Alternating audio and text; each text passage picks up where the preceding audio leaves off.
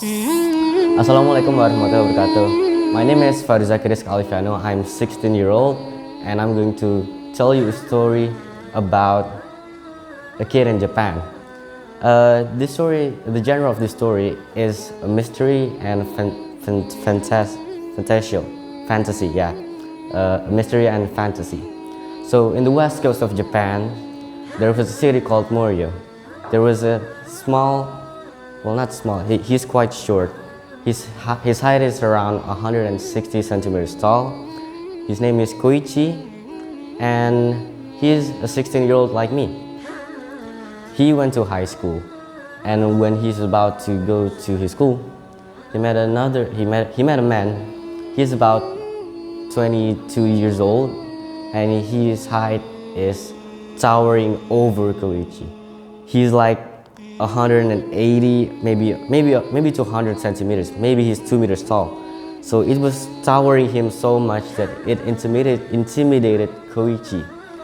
Koichi then just tries to ignore him because he looks like he's not from Japan. Then that man asked him if he knows someone named Josuke. Josuke is also a student in the same school as Koichi. He's also 16 years old. And it turns out that Josuke, the 16-year-old, is actually the 22-year-old's man uncle. So let me explain the backstory. So this 22-year-old man, I forgot to tell his name. His name is Jotaro.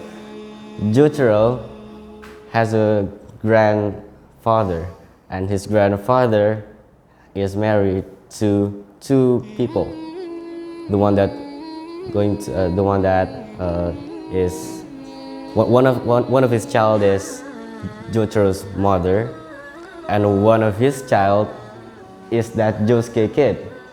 So it's going to be quite weird from here. It's going to be quite bizarre.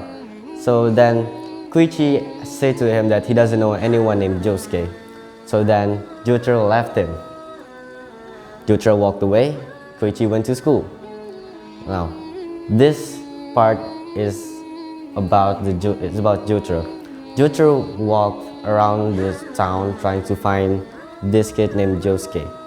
So before he went around and find him, his grandfather gave him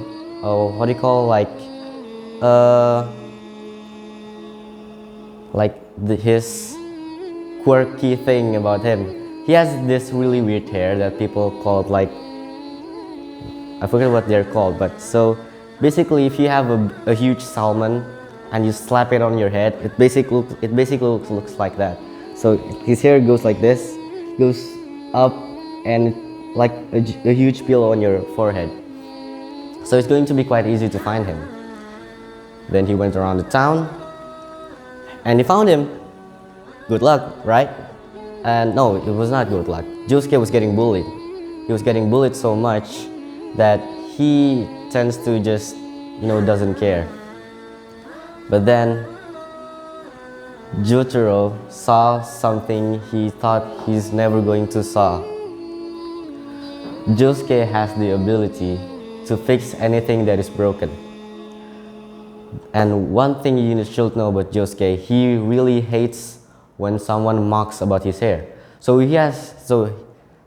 when he was getting bullied, one of the bullies called out to him saying that he has a strange, weird, ugly hair that looks like a bird's nest. Of course, he got angry, right? He got mad. Then he punched the guy so hard it broke his nose. But then the nose fixes itself. But because Josuke's emotion was not stable at the moment, the nose instead forms into a weird nose, like Pinocchio. Then Jotaro found him and he told Josuke that, "You're my uncle, Josuke."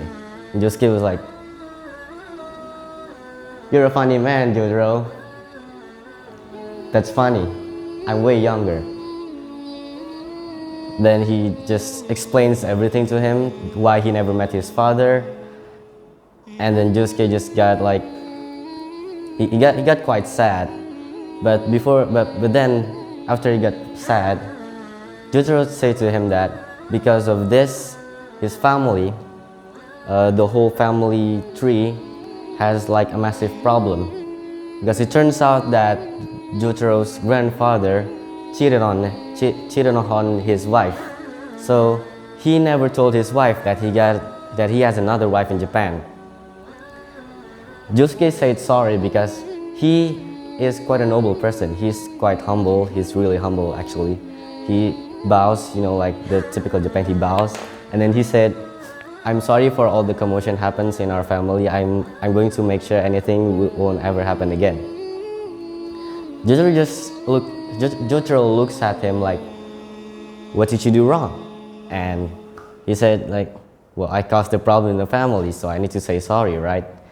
And Jotaro just looked at him like, is this the kid that just punched that bully that broke his nose?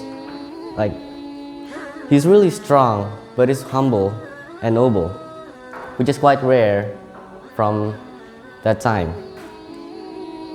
I forgot to tell you the year. It's around 1999 in the summer, so it's around June. Then there's also a huge murdering happening in the town that Jotaro didn't know. Josuke told him about the murdering that's happening in the town. So there are mysterious figures, a mysterious figure holding a bow and arrow, going around town shooting people. A lot of them didn't die though. A lot of them just happened to think that that's just a weird dream that they have. Then Jotaro found out about it. He looked at the picture that was on the newspaper, the picture of the mysterious figure that shoots arrows at people. It turns out that the arrow can bring abilities to people. It can bring like superpowers. Josuke was a bit different though. He didn't get shot to get his powers. So the arrow actually goes quite far from Japan. It went from Egypt. But then something happens about in the family, and then it activated like weird ability going down from the family, and now it's like blood related. And Josuke also has has that same blood as the Jotaro family, as the family Jotaro has. So they all have superpowers, right? Josuke can fix things up. And back to Koichi, that small kid from the beginning. He went to school, he met Josuke, and he first didn't know who his name is, and then they, introduce each other. Hey, my name is Josuke, how are you? And Koichi's like, my name is Koichi, I'm fine, I'm short, I'm in the same class as you. And when Koichi hears his name is Josuke, he remembers that the old man, the 22-year-old man, was looking for him.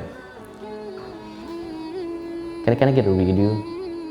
This is getting too long, right?